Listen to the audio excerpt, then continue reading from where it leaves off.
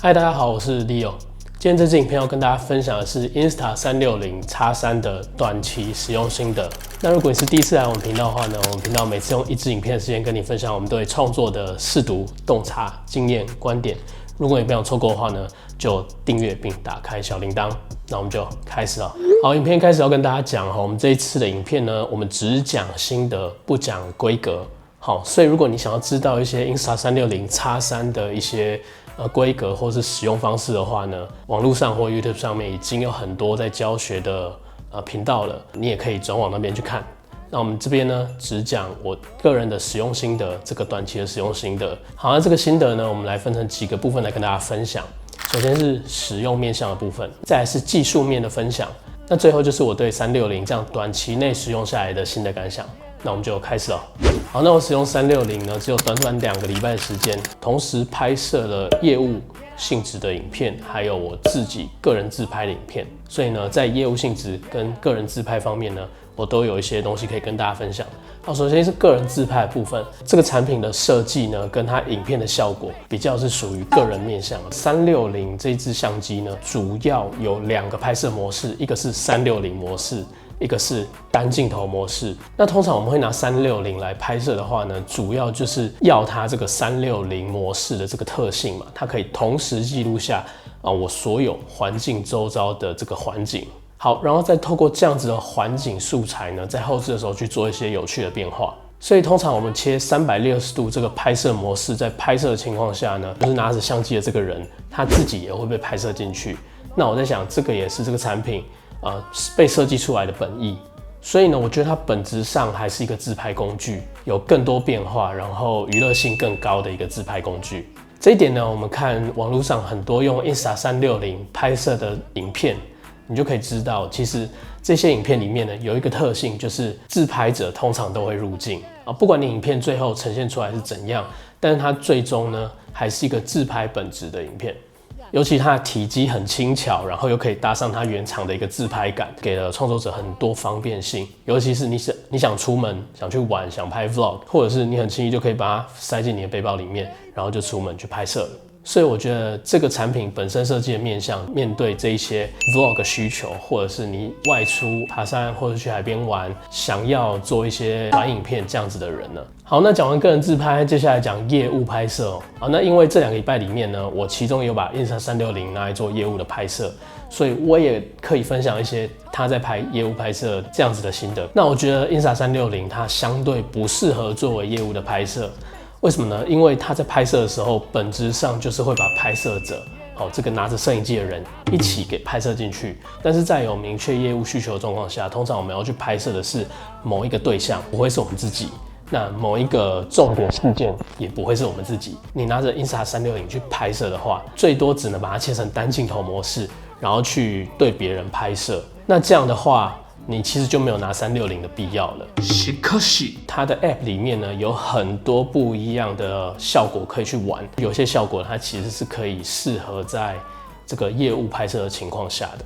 它甚至可以帮你的业务影片呢，增添更多的丰富还有戏剧张力的视觉画面。当然，这个是在业务需求呢有明确主角的情况下，就会适合使用360来做有趣的拍摄。包含穿梭延时 Streamlabs、AI 移动延时、星空模式、超车高手、路人消除。我刚刚讲这些影片效果呢，我觉得都非常适合拿来放在你的业务影片里面，来为你的业务影片锦上添花，或者呈现更多丰富的效果。好，接下来是技术面的心得。那技术面心得我们分成3部分，就是拍摄、收音跟后置。那首先我们讲拍摄的部分，首先是续航能力。官方说，充电90分钟可以拍摄81分钟，这个数据已经比前几代还更进步了许多。但是我觉得81分钟对于那些半日游啊、1日游这样子的人来讲呢，可能这个电力还是稍显吃紧的。像我们在台中录的那一集 Hyperlapse 的影片。OK， 好，来解释一下你们应该不知道我在讲什么。我拿360到台中去，然后拍了一集 Hyperlapse 怎么拍的影片，但是呢，我完全没有注意到收音，所以呢，完全没有外接麦克风什么东西的。那我回来听呢，这个素材的声音简直是就是非常糟糕，就对了。所以呢，我直接重拍了一整集。所以呢，你们现在在架上看到的那2集 Hyperlapse 的影片呢，是我之后回到工作室又重拍的影片。那这边的我讲的东西呢，就是我在台中拍的那一集收音 GG 的 Hyperlapse 素材。好，那我们就继续看下去。连续这样录了大概1个小时左右，它就完全没电了，也没有办法开机了。还好我们已经把我们该录的内容已经都说完了。不过这是节目制作的部分啦，那我们就有一直录下去的这个需求。那如果你只是出去玩一天，做一个 vlog， 可能你想要拍的时候打开，讲完之后呢，你就把它关机。那这样子的拍摄形式下呢，你可能就可以使用同一颗电池，然后用一整天，这样子应该没有问题啦。那解决这个痛点呢，官方也是有单卖这个360的电池，所以你也可以多买几颗360的电池出去外面替换。第二点是超大的萤幕，爽。那这一点我觉得没什么好说的，就是萤幕的尺寸和整个触控操作上的体验，我觉得都很流畅、很顺手，然后界面的使用上也很好上手，我觉得整个体验是很棒的。那最后一个就是机器容易发热，不切断的电源情况下呢，你连续拍摄它很容易就会热起来，但是也不会到烫手的程度，但它就很容易会发热。再讲收音的部分，收音我们分成裸机收音，然后是外接麦克风，然后再是蓝牙耳机收音。好，那讲裸机收音的部分呢，先讲一下360它的麦克风设计有4个面向。主要是前后左右，但是我觉得它这样设计呢，最终还是比较适合这个自拍的时候的收音。自己拿着360在拍你自己的时候，摄影机对着你自己的时候，这样的收音效果是最好的。那还有一个情况是，你拿着360，但是你在拍别人，即便他离你很近哦，可能只有1、2步的距离，但是这样的收音效果，我觉得还是有大打折扣的。像我们在台中那一支 Hyperlapse 的影片呢，其实就是拿全部都是拿360裸机收音的，在最后放到后置上来听的话，我觉得是非常差的。然后第二个是外接麦克风的方案，那这个方案你需要在官方另外购买一个配件，插入 Type C 孔的这个配件，然后你才可以外接这个麦克风的这个插孔。不过你有这个配件的话呢，你接上这个外接无线 mini mic 来收音的话，整个收音的品质会是最好的。最后是蓝牙耳机的收音方式。那360本体呢，它就有一个蓝牙耳机的这个 icon， 也就是它可以直接连接你的蓝牙耳机，不论你是 iPad， 这个时代还讲出 iPad， 好，说错了，不论你是 AirPod 或者是其他牌子的蓝牙耳机，它其实都可以连接。收音的原理就是用你蓝牙耳机的这个麦克风去收进去，记录在这个360的机器里面。最后是后置的部分。那后置的部分我们又分成3个部分来讲。第一个是手机 App 的操作，第二个是电脑软体的操作，第三个是手机 App 和电脑软体各自输出的情况怎么样。好，那 Insta360 的手机 App 就叫做 Insta360。对，那它的 App 的操作呢，里面就有一些现成的效果模板，你可以去套用。然后你每点进去这些效果模板呢，它就有一支教学影片，教你如果要拍摄这样的效果影片的话呢，你在拍摄的时候要怎么拍，有什么注意事项，它就可以一键帮你生成同样效果的影片。那优点是这样子的操作呢，非常的方便，然后简单跟快速。那缺点就是它的后置弹性很小。你基本上只能一键生成影片，你没有办法去调整任何的数据。除了效果模板之外呢，它的 App 里面还有另一项我觉得蛮特殊的功能，就是叫做手机录影。那这个手机录影是什么意思呢？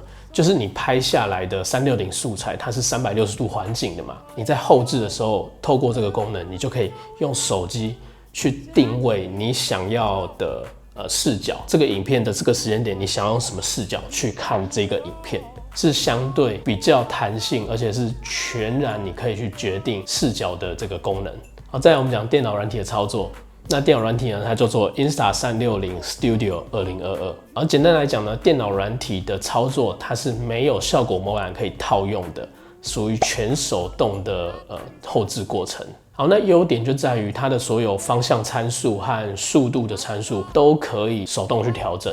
那这个对于一些有特定画面需求的人来说呢，它可能会是一件好事，因为你全部可以掌控。第二个呢，是我自己也很喜欢，就是它在电脑上面操作，所以它的视野很好，不会说你整个后置的过程都挤在一个手机画面里面这样子。那缺点跟它的优点其实是双面的，它的所有方向参数、速度参数都要手动调整。对于一些没有特定影像需求的人来说，所有参数都要你自己去调整，可能会有点折磨。好，再来我们讲输出。那手机 App 的输出呢，它是直接存在你的手机里面。那这样子的话呢，对于一些你在外拍摄，然后马上想要上传你的社群动态的人来说呢，其实是非常方便的一件事情。但是呢，今天的状况如果是你已经进入到你的剪接台、你的后置阶段的话，你拿360在手机上面去做输出之后，你还要把这段影片素材从你的手机传到你的电脑，然后再跟你的其他素材进行第二次的剪接，可能过程就会比较繁琐一点。那电脑软体的输出呢，它很直接，就是输出在你的电脑里面。那如果你要传到你的手机的话呢，一样也是会多一道程序。好，那以上就是我对360的看法哈。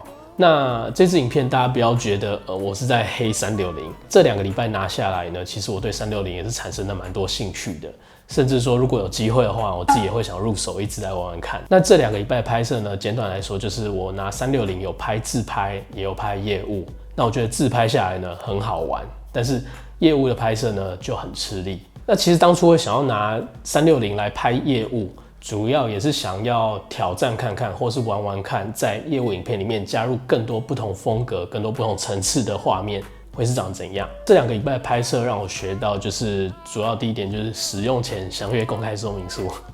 那这一点呢，是大家可能在投资的时候都会听到的一句话，但是我觉得用在这一点，用在这个状况下也蛮适合的，就是你在使用前呢，你先了解你要拍摄的内容是什么，你要拍摄的性质是什么，然后跟你现在手上拿的这个工具呢，有没有相吻合？那我觉得只要客户他也同意的话呢，你在制作上就尽量去往一些新的科技工具或方法上面去尝试吧。那曾经有人说，这些拍摄的机器呢，其实都是工具，那最重要的还是创作者的想法。那我自己其实非常认同这句话的，但是在科技日新月异的今天呢，很多时候其实这些工具已经帮我们创造了更多的想象，甚至是创意。那对这个问题呢，大家怎么看呢？留言分享一下你的想法吧，鼓励各位创作者，当然也是提醒我自己啊，保持开放的心态，去尝试、去学习、去欣赏，还有去探究，不只是在影像创作上面啦。好，那以上就是今天的分享。如果你也喜欢这样子的分享的话呢，留言让我知道，还有按赞跟订阅。那我们就下次见咯，拜拜。